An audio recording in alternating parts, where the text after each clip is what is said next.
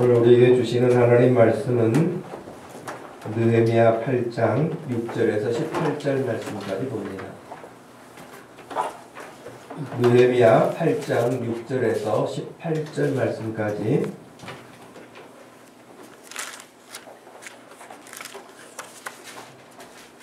우리 말씀을 함께 읽도록 하겠습니다. 에스라가 위대하신 하나님 여호와를 송축하며 모든 백성이 손을 들고 아멘 아멘 하고 응답하고 몸을 굽혀 얼굴을 땅에 대고 여호와께 경배하니라. 예수아나와 바니와 세레바와 야민과 악굽과 사부대와 호디야와 아마세야와 그리야다와 아사라와 하나님과 블라야 이 사람들은 백성이 제자리에 서 있는 동안 그들에게 율법을 깨닫게 하였는데 하나님의 율법책을 낭독하고 그 뜻을 해석하여 백성에게 그 낭독한 것을 다 깨닫게 하니 백성이 율법의 말씀을 듣고 다 우는지라.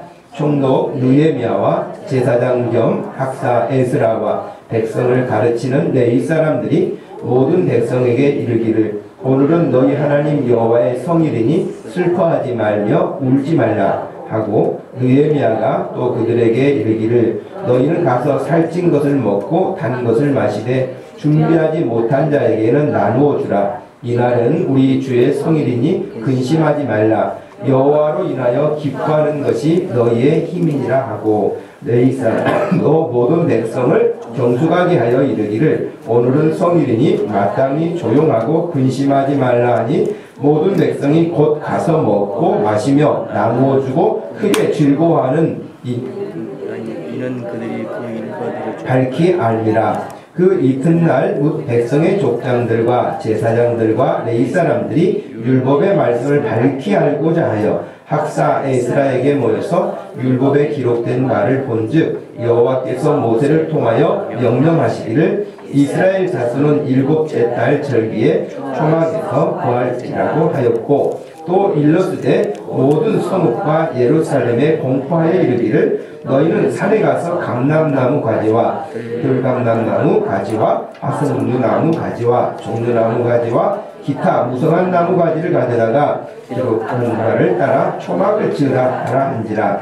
백성이 이에 나가서 나뭇가지를 가져다가 혹은 지붕 위에 혹은 뜰 안에 혹은 하나님의 전뜰에 혹은 수문 광장에 혹은 에브라임 문 광장에 초막을 짓되 사로잡혔다가 돌아온 회중이 다 초막을 짓고 그 안에서 거하니 눈의 아들 여호수아 때로부터 그날까지 이스라엘 자손이 이같이 행한 일이 없었으므로 이에 크게 기뻐하며 에스라는 첫날부터 끝날까지 날마다 하나님의 율법책을 낭독하고 무리가 이래 동안 절기를 지키고 여덟째 날에 규례를 따라 성회를 열었느니라. 아멘.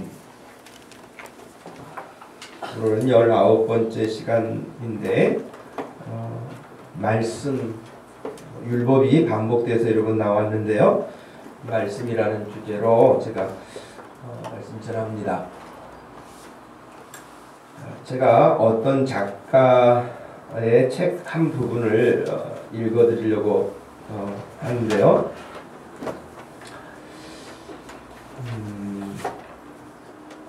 이렇게 써 있어요. 나는 아들로 인하여 자랑스럽고 우쭐해하는데 익숙해져 있었다. 누가 시키거나 애써서가 아니라 그 애 스스로가 선택한 학교나 학과가 애미의 자긍심을 충분히 채워주었기 때문에 이번에도 의뢰 그러려니 했다. 내 무지의 탓도 있었지만 마취과는 어째 내 허영심에 흡족하지 못했다. 나는 왜 하필 마취과냐고 물었다. 그 애는 그 과의 중요성을 자세하게 설명했다. 그런 식으로 말해서 중요하지 않은 과가 어디 있겠니? 이왕 임상을 하려면 남 보기에 좀 더 그럴듯한 과를 했으면 좋겠구나. 나는 내 허영심을 숨기지 않고 실토했다. 그때 아들의 대답은 이러했다. 어머니, 마취과 의사는 주로 수술장에서 환자의 의식과 감각이 없는 동안 환자의 생명줄을 쥐고 있다가 무사히 수술이 끝나고 의식이 돌아오면 별 볼 일이 없어지기 때문에 환자나 환자 가족들로부터 고맙다든가 애썼다든가 하는 치하를 받는 일이 거의 없지요. 자기가 애를 태우며 생명줄을 붙들어준 환자가 살아나서 자기를 전혀 기억해주지 않는다는 건 얼마나 쓸쓸한 일이겠어요. 전 그 쓸쓸함에 왠지 마음이 끌려요. 그 아들의 그 애미랄까? 나 또한 그 아들의 마음이 끌린 쓸쓸함에 무조건 마음이 끌려 그 애가 원하는 것을 쾌히 순락했다. 늘 사랑과 칭찬만 받으면서 자라 명랑하고 거침이 없고 남을 웃기기 잘하고 농담 따먹기에 능하던 아들의 전혀 새로운 면이었다. 나는 그때 아들에 대해 새롭게 알았다. 품 안의 자식인 줄만 알았던 아들이 알아버렸다가 아니라 알아서 할 무진장한 걸 가진 대상으로 우뚝 섰을 때 얼마나 대견했던지, 그리고 그때의 그 삶의 시작에 대한 설렘까지 꼬박 밝힌 새벽빛 속에 생생하게 되살아났다. 조금만 제가 더 읽어드릴게요. 애미 눈에 자랑스럽지 않은 자식이 어디 있을까마는 자식들마다 건강하고 공부 잘해 한 번도 속 안 썩이고 인류 학교만 척척 들어가고 마음먹은 대로 풀릴 때 그 애미의 자랑은 기고만장할 수밖에 없다. 나 역시 그랬었다. 기고만장 정도가 아니라 서슬푸른 교만이었다. 내 눈에 도무지 차지 않는 대학에 보내고도 좋아하는 친구나 친척을 겉으로 축하해주는 척하면서 속으로 불쌍해한 적도 한두 번이 아니었다. 뇌성마비로 태어난 남의 자식을 보고 차라리 죽는 게 나았을 걸 하는 모진 생각을 한 적도 있었다. 내가 받은 벌은 그런 교만의 대가였을까? 이 사람은 카톨릭 신자로 나중에 종교를 갖게 됐는데요. 그 전에는 종교가 없었던 사람이었어요. 그래서 이제 하느님이라고 표현을 했는데, 하느님이 가장 싫어하시는 게 교만이라니 나는 엄중하지만 마땅한 벌을 받은 것이었다. 조금 마음이 가라앉는 듯했다. 이렇게 자랑스러운 아들이 죽었어요. 이 아들은 서울대 의대를 나와서 앞에 소개된 것처럼 마취과 의사로 레지던트 시간을 보내고 있었던 그런 아들이었죠.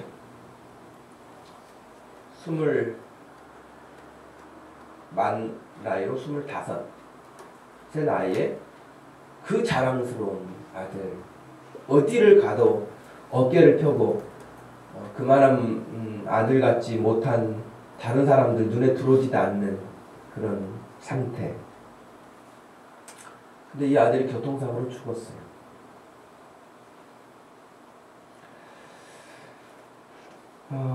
나는 내 아들이 이 세상에 없다는 무서운 사실을 견디기 위해서 왜 그런 벌을 받아야 하는지 영문을 알아야만 했다. 아들을 잃은 것과 동시에 내 교만도 무너졌다.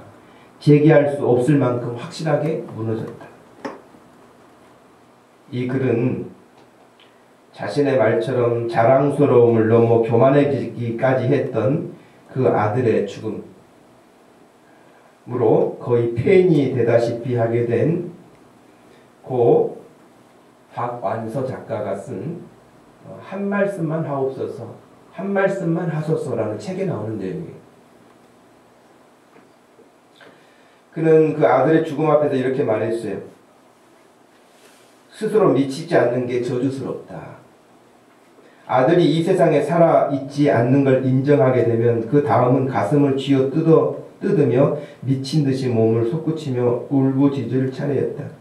목청껏 아들의 이름을 부르면서 통곡하면 소리와 함께 고통이 반사되면서 곧 환장을 하거나 무당 같은 게 되어서 죽은 영혼과 교감을 할 수 있을 것 같은 예감에 사로잡히기까지 했다.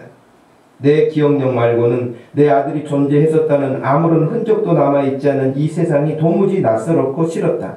그런 세상과는 생전 화해할 수 있을 것 같지 않았다고 말합니다. 한동안 자식을 앞세우고도 살겠다고 꾸역꾸역 음식을 쳐넣는 애미를 생각해 내니 자신이 너무나 징그러웠다고도 말했습니다. 그러면서 그는 날마다의 삶이 절규였다고 고백을 했죠. 지금 이미 고인이 됐지만 이 박완서 소설가는 전쟁 때는 오빠를 잃었어요. 좌익, 우익, 이념 뭐 이런 좌충우돌하는 그런 시기였는데 그때 오빠를 잃었고 남편을 폐암으로 잃었는데 3개월 만에 이 아들이 또 죽은 거예요. 그러니까 굉장히 힘들었겠죠. 뭐 힘든 정도가 아니었겠죠. 그래서 그는 이제 그런 어려움을 이제 경험을 하게 되면서 이제 종교를 갖게 되는데 천주교를 갔어요.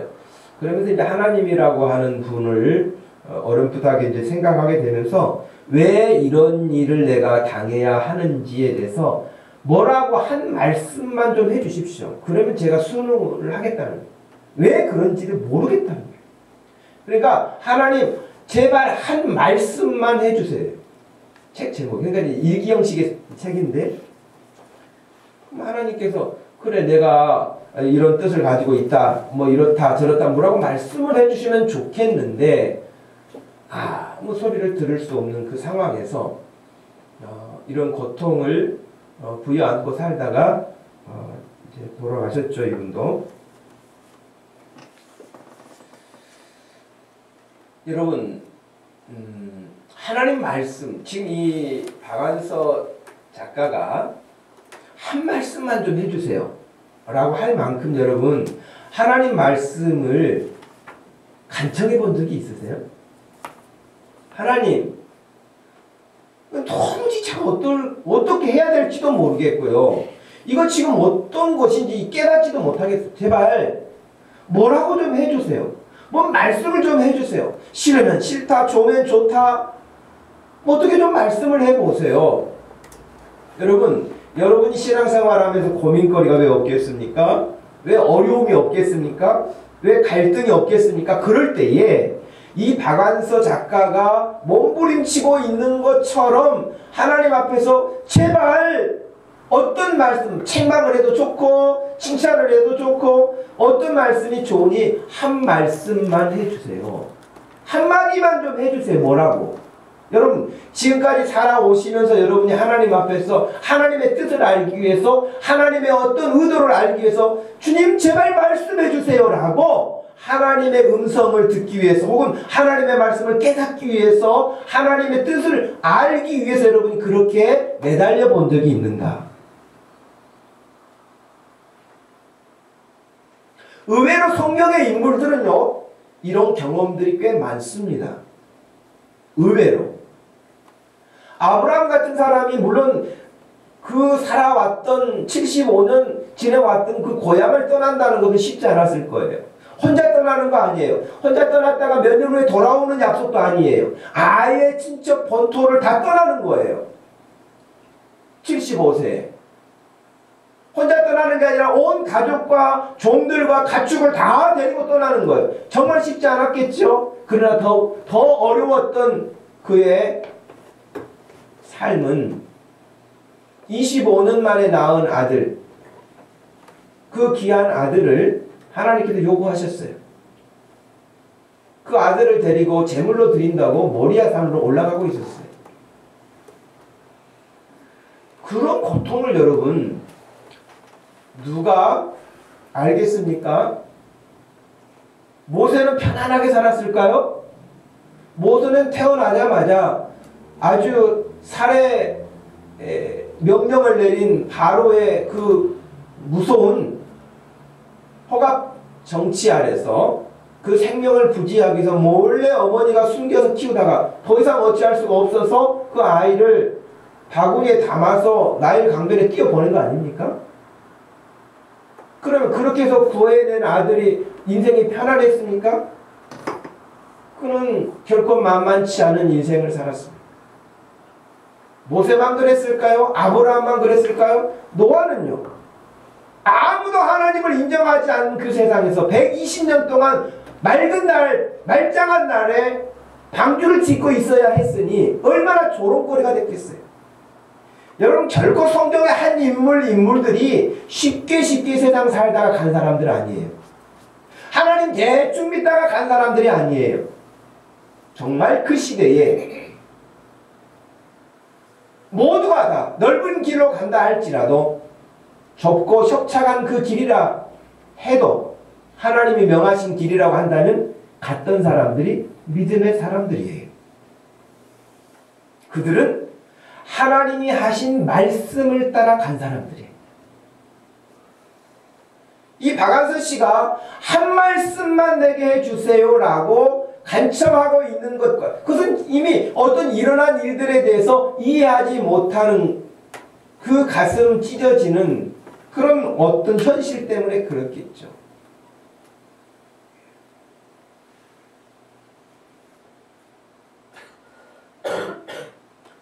우리가 드렸던 찬양 복음성가 가운데 시편 42편 말씀을 가사로 쓴 목마른 사슴 시냇물을 찾아라는 이 찬양 가사가 시편 42편 1, 2절에 이렇게 나와요. 하나님이여 사슴이 시냇물을 찾기에 갈급함같이 내 영혼이 주를 찾기에 갈급하나이다.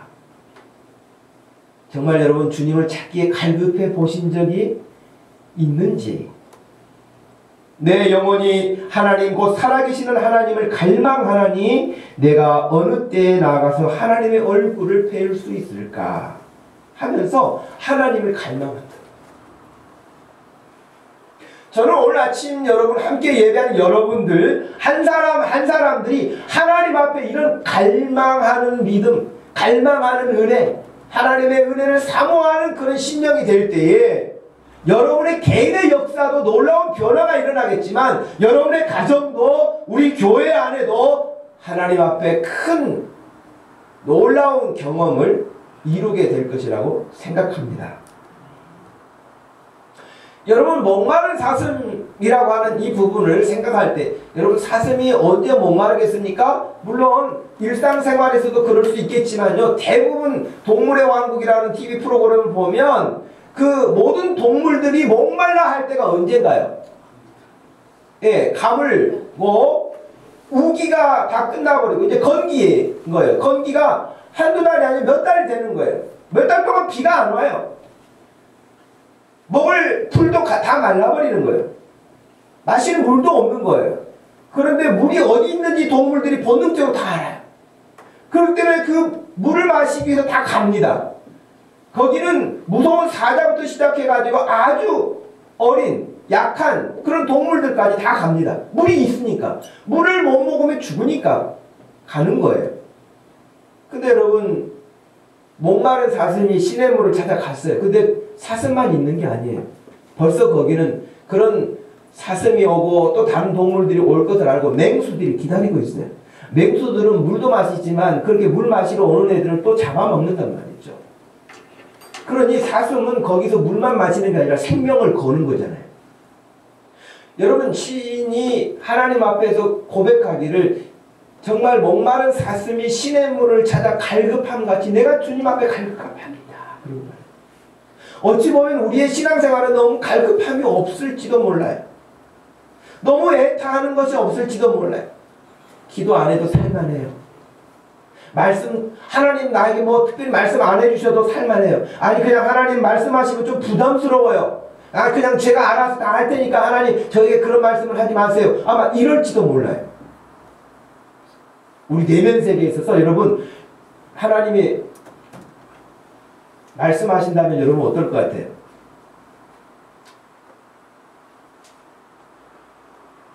하나님이 여러분들에게 아 내가 너에게 좀 할 말이 있다. 좀 나 좀 보자. 그 여러분 따로 보자고 하시면 어떨까요?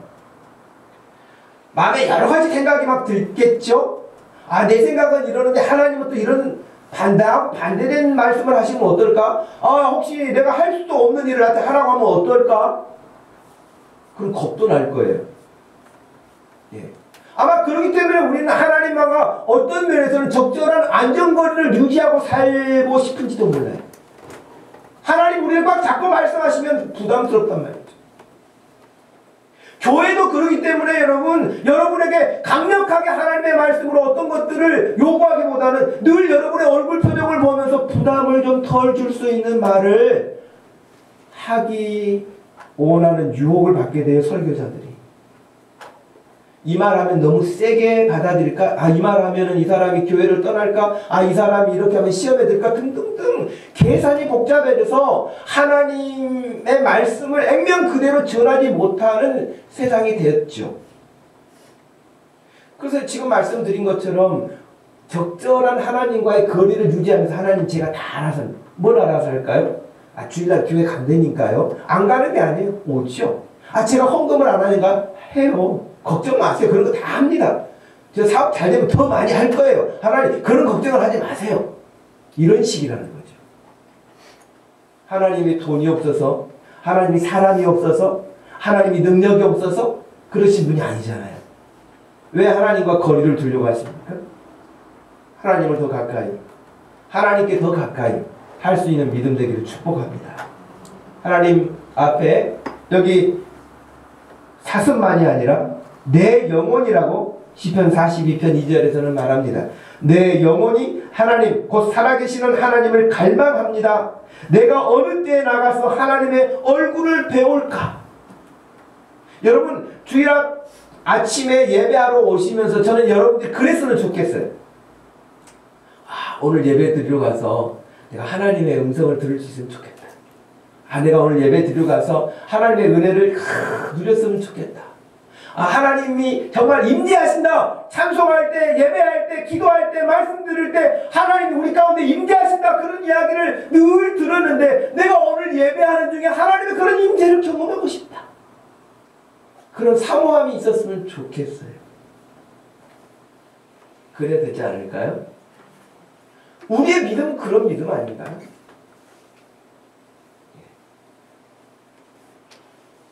여러 번 여러분에게 반복되이 말씀드렸지만 성벽을 재건시킨 것이 그것 자체의 목적이 있지 않다 그랬죠. 그것은 또 다른 어떤 더 소중한 일을 위한 일이라 그랬죠. 성벽이 완공되고 나서 본질적으로 중요한 것은 그들이 왜 포로로 끌려가는 삶을 살아야 했었는지, 왜 나라를 잃었어야 했는지, 이런 모든 것들을 본질적으로 생각하고 돌아가도록 하는 것. 그것은 하나님께로 돌아오는 거였어요. 하나님께 온전한 모습으로 제사하고 하나님의 말씀을 따르고 하나님을 경외하는 것이었어요. 느헤미야는 그 사실을 잘 알았죠. 내가 성벽 쌌어. 그래서 머릿돌에 몇 년도 몇 절 며칠부터 시작해서 52일 만에 완공. 그 다음에 여기 감독 느헤미야. 그게 아니라니까요. 우리 이름 석자 내기를 굉장히 좋아하잖아요.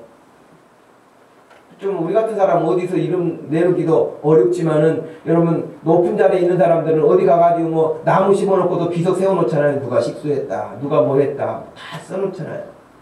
예. 느헤미야가 성벽 사람들이 대단하게 막 칭찬하지 않았겠어요? 저 정도의 사람들을 데리고 어떻게 52일 만에 저런 일을 행할 수가 있었을까? 놀라워하면서 대단해 느헤미야 그러면서 얼마나 우쭐감을 느끼게 했을까요? 거기다 머릿돌을 딱 써서 느헤미야 하나님의 은혜 가운데 이렇게 52일 만에 완공하다. 그럴 수 있을 법하지 않겠습니까? 느헤미야는 그러기에 마음이 있지 않았어요. 이 백성들이 어떻게 하면 하나님께 온전하게 회복될 수 있을까? 어떻게 하면 하나님을 바르게 섬길 수 있을까라고 하는 것이었어요. 여러분 이 말씀이 어디에 나올까요? 한번 읽어보시면서 혹시 여러분이 알고 있는 말씀인가 보세요. 한번 읽어보시기 바랍니다. 시작. 주 여호와의 말씀이니라. 너가 나를 이르시라. 내가 기는 사람의 그들에게 양식이 없어 주님이 아니며 무력에서 바라보냐면 너의 말씀을 듣지 못하는 기다리라니라. 사람이 바다에서 저 바다까지 저쪽에서 동쪽까지 내가 여호와의 말씀을 구하려고 돌아가는 자 없지 못하니 그날의 아름다운 처녀와 젊은 남자가 다 바다에 쓰러지리라. 사마리아의 죄된 무상을 두고 맹세하여 이르기를 다만 내 신들이 살아있음을 두고 맹세하노라. 두에세라가 야인같이 살아있음을 두고 맹세하노라. 엎드러지고 다시 일어나지 못할 것이다. 이건 굉장히 무서운 심판이고 저주예요. 근데 이런 사람, 이런 일 왜 일어난다 그랬어요? 기근으로 인해서 양식이 없어서, 물이 없어서 아니고 여호와의 말씀을 듣지 못한 기갈이라고 그랬어요. 하나님의 말씀을 듣지 못한 결과가 이렇게 될 것이라고 말씀하신 그 시대는 아모스 시대예요. 아모스가 살던 그 시대에 여전하게 하나님의 말씀을 듣지 않고 전부 다 자기가 원하는 방식으로 산 겁니다. 하나님의 말씀을 다 제쳐놓고 가난한 자들 억압하고 없는 자들 무시하고 있는 권력 가지고 남용하고 하나님의 말씀 따르지 않고 우상 앞에로 가고 세상 좋아하고 안식일은 지킨다고 하지만 형식으로 지키고, 절기를 지킨다고 하지만 역시 형식으로 그냥 끝난 것이었어요. 하나님이 사람이 없어서 외로워서 그러시겠습니까? 하나님이 절기가 없어서 그러시겠습니까? 하나님은 그런 거 없어도 충분히 만족하시는 분이에요. 부족함이 없는 분이세요. 우리에게 안식일을 주시고 절기를 주시고 말씀을 주시고 세상을 만들어 주신 것은 우리가 주님 안에서 복되게 살기를 원하시는 하나님의 마음이에요.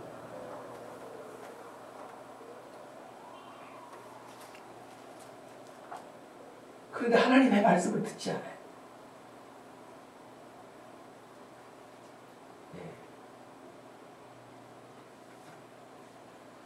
제가 지난 5월 1일자 우리가 큐티를 룻기를 했지 않습니까, 여러분? 큐티 본문이 룻기였어요. 5월 1일자 큐티 본문에 올렸던 글을 제가 다시 재인용해서 여러분에게 읽어드리려고 합니다. 룻기 1장에 보면 엘리멜렉이라는 사람이 나옵니다. 나의 왕은 여호와시다 라는 뜻이에요. 엘리멜렉이라는 그 이름의 뜻이. 아버지가 그 이름을 지어줄 때는 어떤 마음이었겠어요? 그래, 너의 왕은 하나님이셔. 너는 하나님을 잘 경외하고 살면 돼. 너 하나님만 잘 붙들고 살아라. 그런 마음이었어요. 그래서 이름을 엘리멜렉이라고 지어준 거예요. 그 부모의 믿음이잖아요. 그렇죠?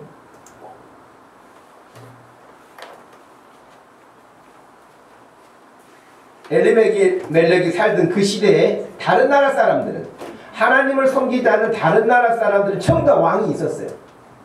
근데 이스라엘에는 왕이 없었어요. 이방 나라들처럼 왕이 없었어요. 그들의 왕은 유일하게 하나님이셨어요. 하나님이 왕이셨어요. 하나님이 말씀하시면 그 말씀 따라 살면 되는 그런 복된 인생이었죠. 그런데 그들은 하나님과의 관계는 점점점 식어지면서 세상 왕들은 부러워 보인 거예요.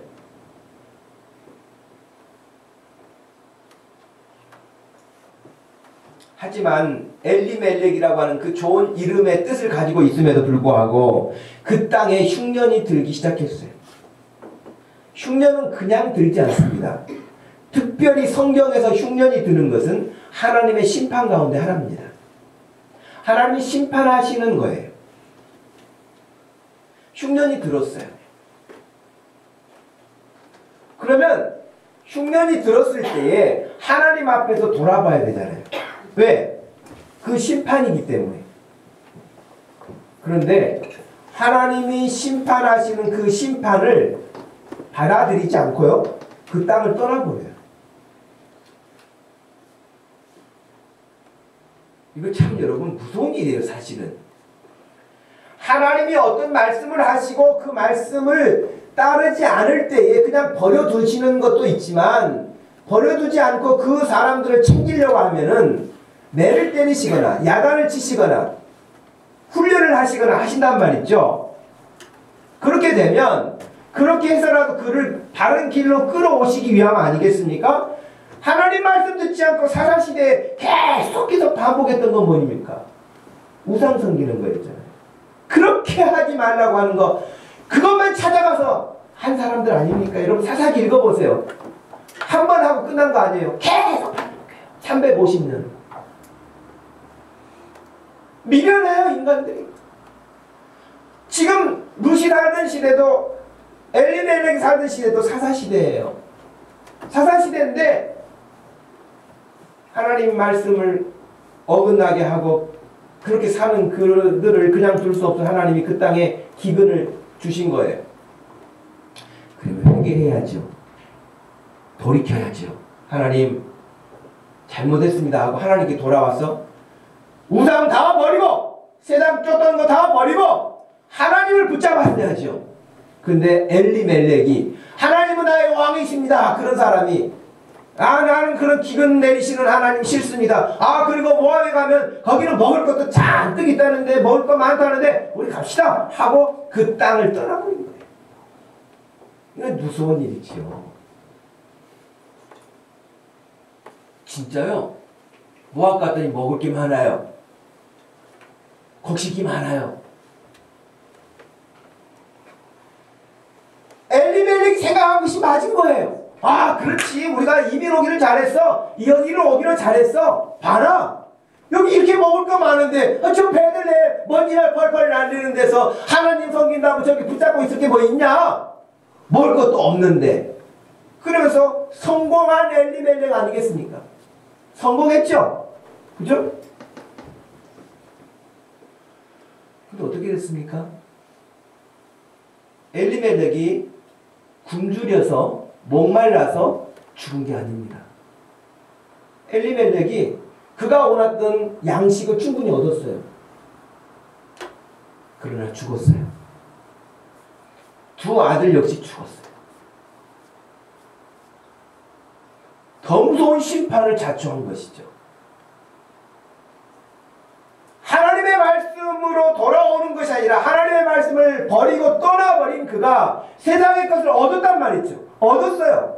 얻었지만 그 얻은 것 때문에 풍족하게 사는 것이 아니라 그의 삶이 끝나는 거예요. 여러분, 우리의 인생 마찬가지입니다. 여러분 자녀들 잘 되고, 여러분 사업 잘 되기를 원하시죠? 여러분이 기도하고 계획하는 거 잘 되기를 원하시죠? 철저하게 하나님의 말씀을 붙잡고 하시기 바랍니다. 그렇지 않으면 엘리멜렉처럼 이름도 멋진 이름 가지고 있지만 자기가 원하는 거 얻을 수 있어요.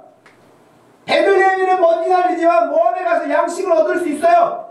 돈을 얻을 수 있어요. 원하는 학교도 갈 수 있어요. 세상에서 부도 누릴 수 있어요. 다 얻은 것 같지만 죽는다니까요. 예수님이 그래서 뭐라고 말씀하셨어요? 부자가 여러 해 동안 일을 안 해도 먹고 살 만큼의 풍족한 곡식을 거두어 들여서 창고를 또 짓고 또 지어서 잔뜩 넣고, 오늘날로 말을 바꿔놓으면 뭐예요? 주식에 투자해 놓고 통장 만들어 놓고 통장도 몇 개 만들어 놓고 아침마다 통장 쫙 펴서보면서 이것만 있으면 내가 뭔 걱정이겠어 하고 늘 그렇게 만족하고, 이 돈 내가 죽을 때까지 하루에 100만 원씩 써도 이거 다 못 쓰고 갈 텐데 그런 계산하면서 오늘은 어디 가서 먹을까? 어디 가서 오늘 즐길까? 오늘 무엇을 어떤 사람하고 이렇게 같이 어울릴까? 그 생각을 잔뜩 하고 스스로가 어리석은 부자가 스스로에게 말하기를 이제 여러 해 동안 먹을 것이 있으니 좀 먹고 즐기자. 그랬던 거예요. 예수님이 뭐라고 말씀하셨어요? 이 어리석은 자야, 오늘 밤에 너의 영혼을 다시 하나님 찾으신다면 그 쌓아놓은 재물이 누구 것이 되겠냐? 그러면서 하나님에 대하여 부여치 못한 자가 이 어리석은 부자와 같다는 말이죠. 그러니 저도 여러분에게 부탁하고 싶어요. 여러분 자녀들 공부 열심히 시키세요. 사업 열심히 하세요. 여러분 건강관리도 잘 하세요. 직장도 열심히 다니세요. 그러나 절대 잊어서는 안 될 것은 하나님의 말씀을 떠나서는 안 된다고 하는 것입니다. 네. 하나님의 말씀을 붙들어야만 됩니다.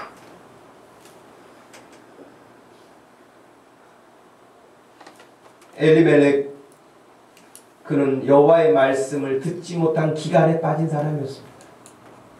지금 우리가 살고 있는 이 세상은요, 점점 하나님의 말씀의 기간은 심해져 가지만 세상에 주는 달콤한 것들이 너무 많아져서 오늘도 이것 경험해보고 싶고 내일은 또 저기도 가보고 싶고 또 다른 것도 해보고 싶고, 이게 줄 서 있어요. 해보고 싶은 거, 먹고 싶은 거, 누리고 싶은 것, 이런 것들이 너무 많아요. 그러니 점점 하나님 앞에 하나님과 함께하는 시간은 줄어들어요. 하나님과 함께할 시간이 없어요. 그러니까 일주일에 한 번 하나님과 와서 하나님 면회 오듯이 와서 인사하고 가면 나머지는 일주일 168시간 가운데 1시간이나 2시간 교회에서 보내고 나머지는 내 마음껏 사는 거예요. 이렇게 살면 그 인생 망합니다. 하나님께 더 가까이 오세요. 하나님께 가까이 하는 시간을 더 만드세요. 의도적으로 만드세요. 여러분 스스로 잘 안 될 거예요. 습관이. 시간이 있어도 잘 안 될 거예요. 그러면 여러분 의도적으로 만들어야 돼요. 의도적으로 하나님과 가까이 할 수 있는 시간을 만들어야 돼요. 그냥 여러분 몸이 좋아하는 대로만 살면 아무 소망 가질 게 없어요. 이게 성경의 역사이고 우리 믿음의 사람의 역사이고 우리 인생입니다. 오늘 우리가 읽었던 말씀 중에 그들은 지금 하나님의 말씀에 귀를 기울이고 있는 거예요.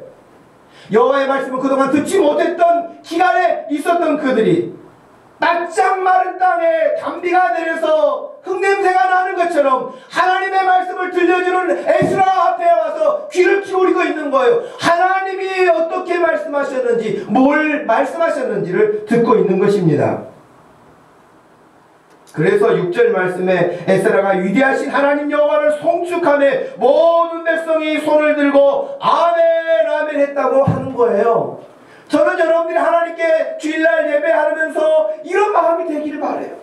사모하면서 나와서 하나님의 임재를 사모하고 하나님을 높여 찬양하고 말씀을 들을 때 주여 그렇습니다 아멘 하고 받을 수 있는 그런 믿음. 여러분 그런 믿음 돼야 되지 않겠어요? 그런 사람 반드시 하나님이 붙들고 계시고 반드시 그를 들어서 사용하시고 영광 받으실 줄로 믿습니다. 하나님이 원하시는 거기 때문에 그렇습니다. 그런데 중요한 것은 말씀을 소리만 지금 저처럼 소리만 높여가지고 제가 소리 안 높이기로 늘 약속을 했는데 소리가 높아지죠. 제가 막 소리를 높여서 이렇게 한다고 다 끝나는 게 아니에요. 문제는 제가 근데 왜 소리를 높일 수밖에 없는 줄 아세요? 신양아 내가 왜 소리를 높이겠냐? 말해봐. 원래 목사님이 소리 높이기를 좋아해. 그건가? 그건 아닐 거라. 여러분 오늘 말씀에 7절 말씀에 보면 여러 사람들이 이름이 나오잖아요. 그리고 레위 사람들. 이 사람들이 전부 다 한 일이 뭐예요? 7절에. 뭐 했어요? 윤주아 뭐 했지? 율법을 깨닫게 했다. 그래 맞았어. 율법을 깨닫게 한 거예요. 에스라가 말씀을 선포하는 거 끝나는 게 아니라 지금 저의 심정도 어떤 거냐면 제가 설교하는 것으로 끝나는 게 아니에요. 설교 시간에 설교 못하겠습니까? 설교를 하죠. 그러나 설교하면서 여러분의 얼굴 표정을 봐요.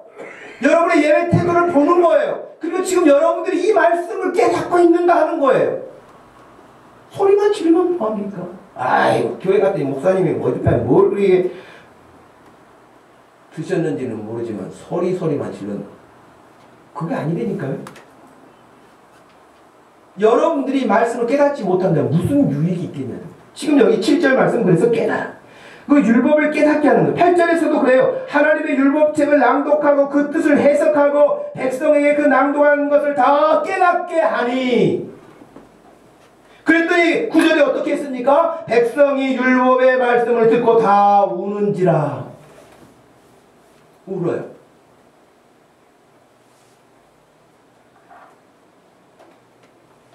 저는 여러분들을 말씀을 전하면서 울리지를 못하는 것 같아요. 여러분이 정말 하나님의 말씀에 사로잡혀서 은혜를 사모하고 자기를 돌아보면 너무 죄송하고 그럼에도 불구하고 하나님의 사랑은 감당할 수 없을 만큼 크고 그러면 하나님 앞에 나와서 예배할 때 뭐 슬픔의 눈물이 아니라 기쁨의 눈물이 있을 때 내가 너무 건조하게 설교를 하고 있는지도 몰라요. 여러분들의 말씀을 너무 진지하게 듣지 못하고 있는지도 몰라요. 내가 그렇게 진지하게 전하지 못하는지도 몰라요. 그러나 그들이 말씀을 듣고 울었다는 것은 그동안 하나님 말씀대로 살지 못했던 자기 자신을 본 거 아닙니까? 그건 회개가 들어가 있는 거 아니겠습니까? 지난 시간 오랜 시간 동안 그토록 하나님의 사랑을 거부하고 완악한 태도를 가지고 살아왔던 조상적부터의 그 심각한 죄의 문제들을 그들이 율법을 통해서 보게 된 것이에요. 그리고 운 거예요. 여러분이 그냥 예배 시간에 왔다 가는 게 아니에요. 교회 왔다 가는 게 아니에요. 설교 그냥 듣고 가는 게 아니에요. 여러분이 하나님의 말씀 앞에 서야 할 줄로 믿습니다. 하나님 제게 말씀해 주세요. 그리고 제가 하나님의 말씀에 합당하지 못한 거 있다면 주님 고쳐주세요. 저 습관이 고쳐지지 않아요. 저 좀 고쳐주세요.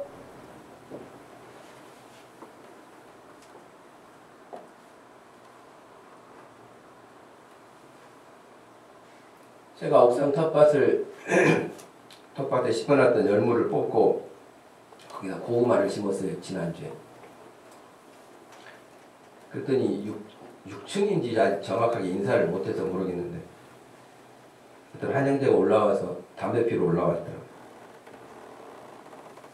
하여튼 성품이 좋은 것 같아. 저하고 서로 인사를 해본 적이 한 번도 없거든요. 근데 제가 고구마를 심으려고 이제 그 뚝을 만들고 있는데 담배 피면서 와가지고 말을 붙이더라고요. 그러면 여기 있던 거 큰 거 다 뽑으셨네요. 뭐 그 뭐였어요? 뭐 물어보더라고요. 저 관심은 뭐겠어요? 이 사람이 예수를 믿는가 안 믿는가 전도하는 거겠죠. 그러면서 뭐 농사는 자기가 안 져봤는데 도시에서 태어나서 농화를 많이 가봤다는 거예요.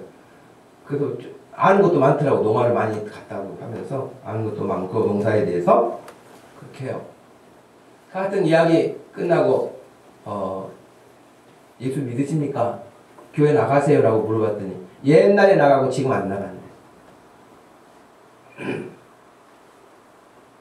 옛날에 어떤 교회, 장로교회인데 어떤 교회를 나갔는데 제주도에서 꽃이 올라온다네. 제주도에서 꽃이 올라오면은 거의 교인들이 전부 다 작업해가지고 꽃 팔러 다닌다.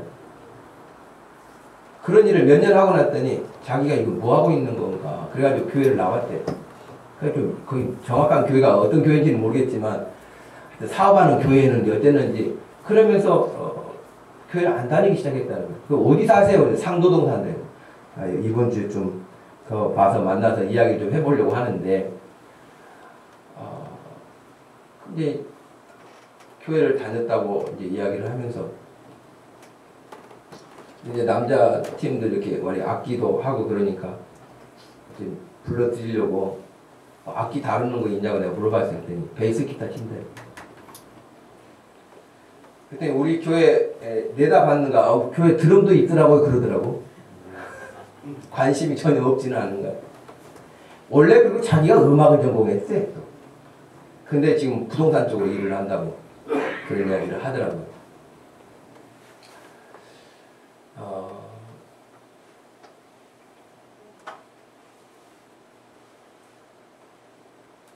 우리가 복음을 전하고 다른 사람에게 예수 그리스도를 늘 말하려고 하는 것은 하나님이 기뻐하시는 일이기도 하지만 사람을 살리기 위한 것이죠. 지금 느헤미야는 어떤 다른 것들의 마음을 빼앗기지 않고 이 사람들이 하나님을 바르게 잘 섬기도록 하기 위한 그 한 가지밖에는 없었어요. 우리는 늘 주님 앞에 예배 드리면서 최선을 다해서 예배 드려요. 저는 여러분에게 오늘 이 시간에도 간청하고 싶어요. 저를 보세요. 여러분, 제가 지난 금요 기도에 인도하면서도 그런 말씀 드렸죠. 늘 드리는 말씀이지만 여러분 일주일 시간 가운데 최고의 시간이 지금 시간이어야 된다니까요. 여러분 사업도 열심히 최선을 다해야 돈 벌잖아요. 공부도 열심히 해야 공부하게 되잖아요. 그와 마찬가지로 그것보다 더 열심히 최선을 다해야 할 것이 예배가 되어야 할 줄로 믿습니다. 여러분 이 부분을 그냥 시원찮게 그냥 예배 드린다고 교회 왔다 가고 나머지에만 정신 팔면 안 된다는 거예요. 절대 안 된다는 거예요. 이 시간이 여러분 인생에서 최고의 시간이고 남은 이 시간도 열심히 가지고 살아야 된다는 거예요. 말씀을 깨닫게 하기 위해서 많은 사람들이 그 교훈의 말씀을 해석을 하고 들려주고 있는 것입니다.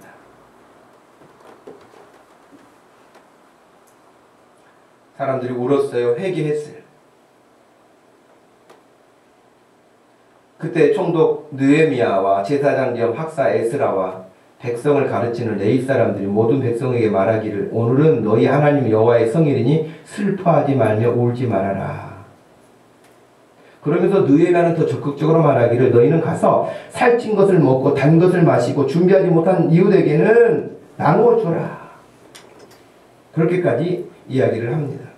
그래서 그 말씀대로 12절에 보니까 모든 백성이 곧 가서 먹고 마시며 나누어 주고 크게 즐거워하니 이는 그들이 그 읽어준 들려준 말씀을 밝히 알미라.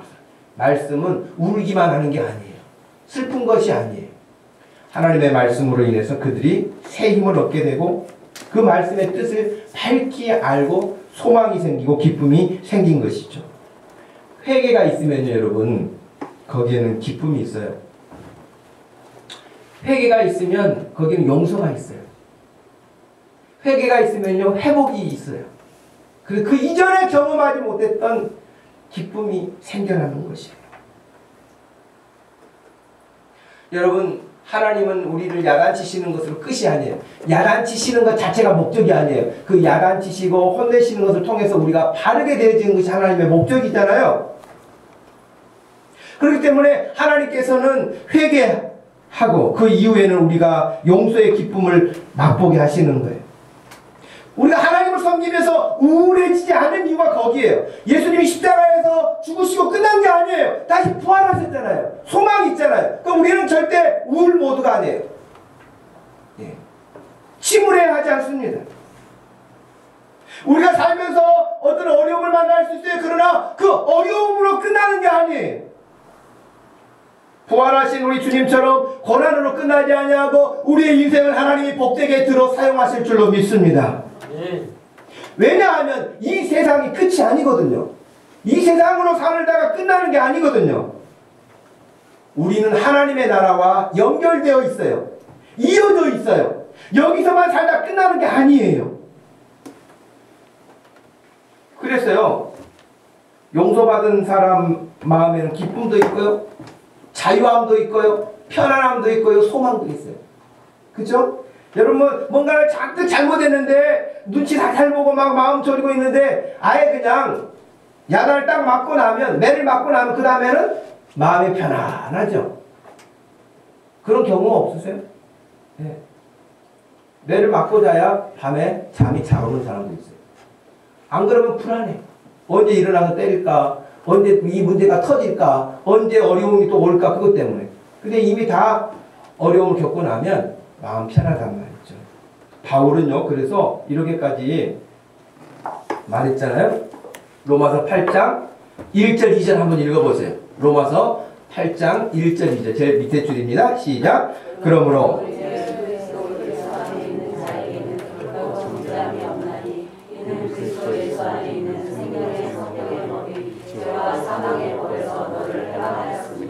예, 우리를 해방했기 때문에, 죄에서 자유함을 얻기 때문에, 무지와 어두움과 절망에서 자유함을 얻기 때문에 예수 안에서 우리는 자유함, 해방감을 느끼고 소망을 얻고 기쁨을 누리게 된다고 그는 말하는 것입니다. 한 가지만 여러분에게 더 말씀을 드리려고 합니다. 그것은 말씀을 따라 살아가는 실천력이 우리에게 요구됩니다. 13절 말씀에서 18절 말씀까지 내용을 읽어본 즉 그 내용이 뭐냐면, 말씀을 계속 읽다 보니까, 율법을 읽다 보니까 어떤 게 나왔냐, 초막절이라고 하는 게 나왔어요. 초막절, 레위기 23장 말씀에 따르면 초막절이라고 하는 건 뭐냐면, 이스라엘 사람들이 애굽에서 나온 이후에 광야 생활을 하지 않았습니까? 그러니까 하나님께서는 그들이 어디에서 왔는지, 어디에서 시작됐는지, 어떤 과정을 통해서 지금 이 자리에 있게 됐는지를 잊지 않기를 원하세요. 그래서 초막절을 1년에 한 번씩 지키면서 일주일 동안 자기 멀쩡한 집 놔두고 전부 다 나무 가지 꺾어가지고 이렇게 만들어 놓은, 초막을 지어 놓은 집에 들어가서 일주일을 살게 한 거예요. 잊지 말라고. 지난주 말씀드린 것처럼 우리 체질을 잘 아신다고 그랬잖아요. 우리는 금방금방 잊어버리니까 잊지 말라고 하는 거예요. 근데 그 초막절을 어떻게 했을까요? 그들이 그동안 지키지 않았어요. 지키지 않았다.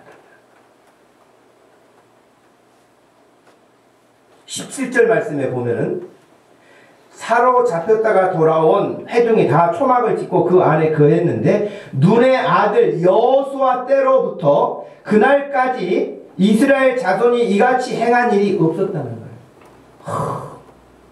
하나님이 엄중하게 명령하신 말씀이 기록되어 있는데도 불구하고 이 절기를 지키지 않았다는 거예요.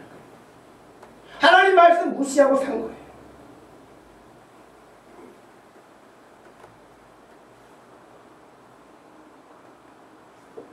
하나님께서 하나님을 잊지 않도록, 하나님이 누구신지 잊지 않도록 안식일을 우리에게 주신 거예요. 그리고 그 안식일에 하나님을 향하여 오는 자들을 하나님이 복 주시는 거예요. 하나님이 주의를 주시는 거예요. 너의 죄 때문에 십자가에 죽었다 43일 만에 부활하신 예수 그리스도를 잊지 않도록 하시기에 우리에게 주의를 주신 거예요. 그리고 그 예배를 하도록 하시는 거예요. 그리고 그 예배하는 자들을 하나님이 기뻐하시는 거예요. 그 하나님께서 그렇게 예배하는 자들을 찾고 계시고 그렇게 예배하는 자들의 인생을 책임져 주시는 거예요. 우리가 이런저런 이유를 통해서 무감각해지기 시작해서 하나님 말씀에서 점점 식어지기 시작하면 여러분 그건 아주 무서운 일이에요.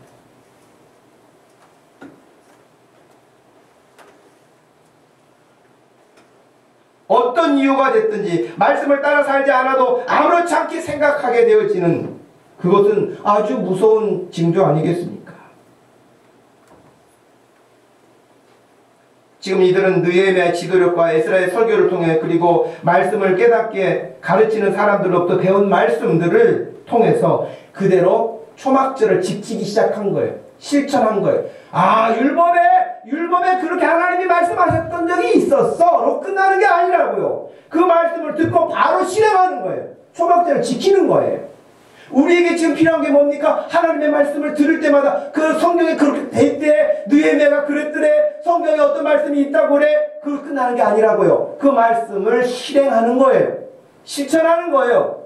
그럴 때라야 소망이 있는 것입니다. 우리는 하나님의 말씀으로 돌아가야 합니다. 시편 119편 105절 말씀에 주의 말씀은 내 발의 등이요 내 가는 길의 빛이라고 말씀하셨습니다. 여기 있는 청년들 여러분 119편 시편 119편 9절 말씀에 청년이 무엇으로 그 행실을 깨끗하게 할 수 있겠습니까? 오직 주의 말씀을 지킬 때에 가능하다고 말합니다. 하나님 말씀 따르지 않으면서도 먹고 살지요, 웃고 살지요, 즐기면서 살 수 있습니다. 그러나 그 끝은 보장할 수 없습니다. 저와 여러분들이 느헤미야가 성벽을 재건하고 하나님의 말씀으로 돌아와서 그 백성들에게 그 간절한 마음을 가지고 가르쳤던 것처럼 에스라가 그렇게 가르쳤던 것처럼 여러분의 순장들이 여러분 마을 식구들을 그렇게 했으면 좋겠어요. 교사들이 학생들을 그렇게 했으면 좋겠어요. 우리 성도들이 다 그런 마음을 가지고 하나님 앞에 섰으면 좋겠어요.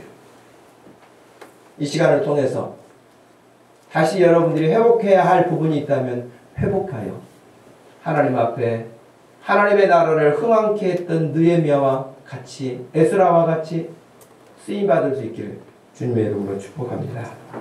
하나님 아버지 고맙고 감사합니다. 오늘도 저희들에게 하나님의 말씀을 전할 수 있는 시간과 하나님의 말씀을 들을 수 있는 시간을 주셔서 감사합니다.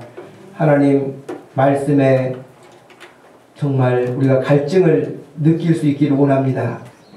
하나님의 말씀을 듣지 못하는 그런 기근에 빠지지 않도록 우리의 영혼을 주께서 돌아봐 주시고 사모하게 해주시고 예배할 때마다 하나님의 놀라운 은혜들을 우리 하나님이 주시는 놀라운 은총들을 누리게 하여 주시옵소서.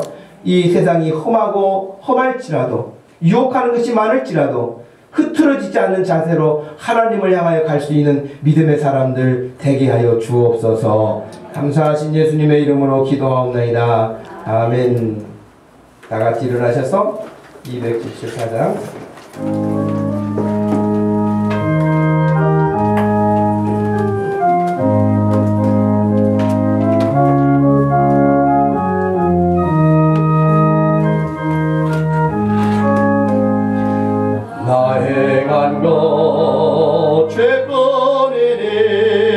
주 예수께 비옵기는 나의 몸과 나의 마음은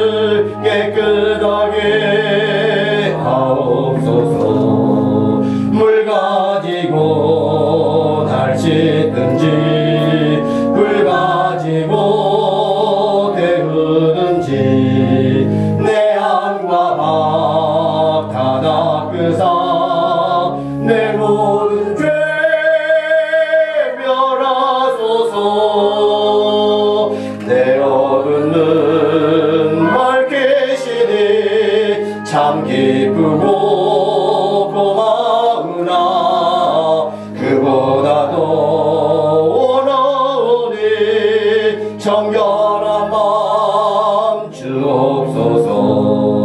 물 가지고 날 씻든지 불 가지고 데우든지 내 안과 밥 다 닦으사 내 모든 죄 멸하소서.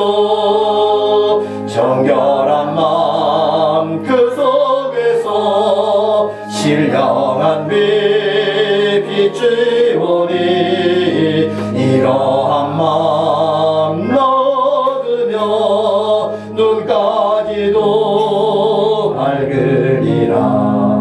물 가지고 날 씻든지 불 가지고 데우든지 내 안과 밥 다 닦으사 내 모든 죄 멸하소서. 못된 행실 다 고치고 악한 생각 다 버려도 주 앞에서 정결 따로 자랑치는 못하리라. 물 가지고 날 씻든지 불 가지고 데우든지 내 안과 밥 다 닦으사 내 모든 죄